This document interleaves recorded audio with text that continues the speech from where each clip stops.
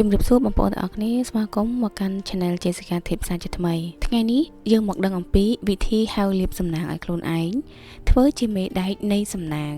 ដើម្បីប្រែក្លាយខ្លួនឯងជាមនុស្សដែលមានសំណាងនៅក្នុងโลกនេះតើអ្នកធ្លាប់ស្គាល់នរណាម្នាក់ដែលហាក់ដូចជាមានសំណាងជានិច្ចដែរឬទេពួកគេឈ្នះរង្វាន់ពួកគេទទួលបានឱកាសល្អៗហើយរឿងអាក្រក់ហាក់ដូចជាជៀសវាងឆ្ងាយពីពួកគេហើយតើអ្នកធ្លាប់សួរខ្លួនឯងទេថាហេតុអ្វីខ្ញុំមិនមានសំណាងដូចគេថ្ងៃនេះយើងនឹងបកស្រាយអំពីអាចកំបាំងនេះការពិតនោះគឺសំណាងមិនមែនជារឿងចៃដន្យទេដែលធ្លាក់ពីលើមេឃឡើយសំណាងគឺជាជំនាញអ្នកវិទ្យាសាស្ត្របានរកឃើញថាមនុស្សសំណាងមានទម្លាប់គិតនិងទម្លាប់ធ្វើដែលខុសពីមនុស្សធម្មតាពួកគេមិនមែនរងចាំសំណាងទេតែពួកគេបង្កើតសំណាងនិយមន័យថ្មីនៃសំណាងគឺសំណាងស្មើនឹងការត្រៀមខ្លួនបូកជាមួយនឹងឱកាសហោះកាត់មុខហើយយើងរាល់ថ្ងៃដូចជាខ្យល់មនុស្សសំណាងគឺជាមនុស្សដែលមានអង្តែនចាប់យកឱកាសទាំងនោះបានទាន់ពេលវេលាចំណែកមនុស្សគ្មានសំណាងគឺជាមនុស្សដែលរវល់តែគិតរឿងទុក្ខសោករហូតដល់មើលឃើញឱកាសនៅនឹងមុខមើលលែងឃើញយើងនឹងបង្រៀនចិត្តរបស់អ្នកឲ្យคล้ายទៅជាមេដែកជំហានដំបូងក៏ត្រូវជឿថាខ្ញុំអាចគ្រប់គ្រងសំណាងរបស់ខ្ញុំបានសូមនិយាយឃ្លានេះឲ្យលឺខ្ញុំជាអ្នកបង្កើតសំណាងរបស់ខ្ញុំនៅពេលអ្នកជឿថាអ្នកអាចគ្រប់គ្រងវាបានអ្នកឈប់ធ្វើជាជនរងគ្រោះហើយចាប់ដើមធ្វើជាអ្នកដឹកនាំមុននឹងហៅសំណាងល្អចូលយើងក៏ត្រូវបោះសម្អាតសំណាងអាក្រក់ចេញសិនដែរសំណាងអាក្រក់ភាគច្រើនកើតចេញពីថាមពលដែលកកស្ទះតើផ្ទះរបស់អ្នករញ៉េរញ៉ៃដែរឬទេតើចិត្តរបស់អ្នកពោពេញទៅដោយការត្អូញត្អែដែរឬទេការត្អូញត្អែគឺជាមន្តអាគមហៅសំណាងអាក្រក់រាល់ពេលដែលអ្នកនិយាយថាស្អីក៏សោយម្លេះអ្នកកំពុងកំងចក្រវាលឲ្យផ្ញើរឿងសោយមកឲ្យអ្នកបន្ថែមទៀតលំហាត់ដែលត្រូវអនុវត្តនោះគឺបោសសម្អាតផ្ទះហើយនឹងចិត្តបរិស្ថាននេះថ្ងៃនេះសូមឲ្យរៀបចំផ្ទះជាពិសេសគឺច្រកទ្វារចូលគឺជាមាត់ទ្វាររបស់ផ្ទះដែលចូលទទួលសំណាងត្រូវឲ្យវាស្អាតនិងភ្លឺពាក្យសម្ដីរបស់អ្នកធ្វើកិច្ចសន្យាហាមត្អូញត្អែរយៈពេល24ម៉ោងបើមានរឿងមិនល្អកើតឡើងហាមនិយាយពាក្យអាក្រក់គ្រាន់តែដកដង្ហើមចេញចូលហើយរកដំណោះស្រាយការអត់អន់ទោសការខឹងសម្បាចាស់ការគុំគួនគឺជាដុំថ្មដែលបិទផ្លូវលៀប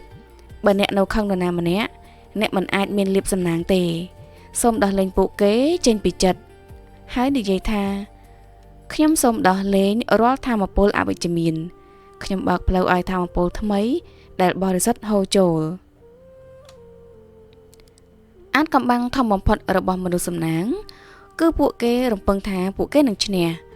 សាកល្បងសង្កេតមើលសិនពេលទិញឆ្នោតឬពេលធ្វើអ្វីមួយមនុស្សសំណាងតែងតែគិតថាច្បាស់ជាបានហើយចំណែកមនុស្សគ្មានសំណាងតែងតែគិតថាប្រហែលជាមិនបានទេដឹងខ្ញុំមិនដែលឈ្នះទេច្បាប់ស្រុបទាញឆ្លើយតបទៅនឹងការរំពឹងទុករបស់អ្នកត្រូវធ្វើដូចជាក្មេងតូចដែលរងចាំកាដូថ្ងៃណូអែលក្មេងនោះមិនដឹងថាជាអ្វីទេតែរំភើបហើយគេជឿថាគេនឹងបានរបស់ល្អ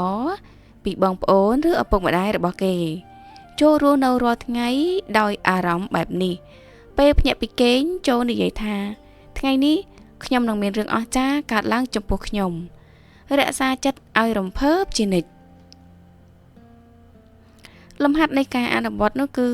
ការសន្មត់នៃសំណាងបើសិនជាឡានរបស់អ្នកខូចឬយឺតយ៉ាវជំនួសឲ្យការខឹងសូមសន្មត់ថាវាគឺជាសំណាងត្រូវគិតថាប្រហែលជាចក្រវាលកំពុងពន្យាពេលខ្ញុំដើម្បីឲ្យខ្ញុំជៀសផុតពីគ្រោះថ្នាក់នៅខាងមុខឬប្រហែលជាខ្ញុំនឹងបានជួបមនុស្សសំខាន់នៅទីនេះ